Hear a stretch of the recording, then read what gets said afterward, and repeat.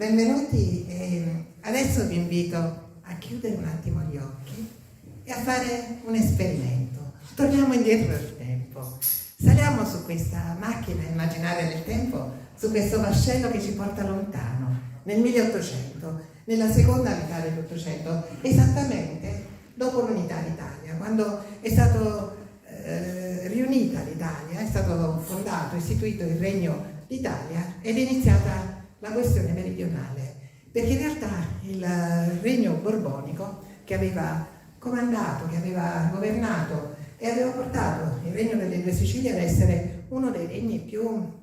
ricchi e importanti d'Europa, era crollato perché i Borboni non avevano saputo fare un cambiamento epocale che era importante. Si affermava la borghesia e bisognava cambiare la monarchia da una monarchia di tipo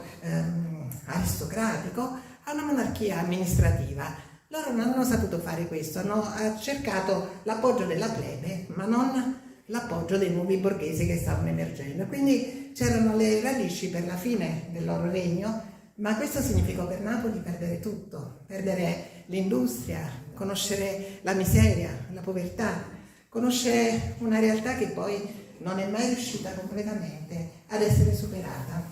Ma il nostro popolo, il popolo napoletano, aveva dentro di sé la gioia, il colore, la luce, e anche nella miseria, nella difficoltà, viveva momenti di grande entusiasmo, di grande bellezza, di vivido colore, perché il nostro popolo viveva la vita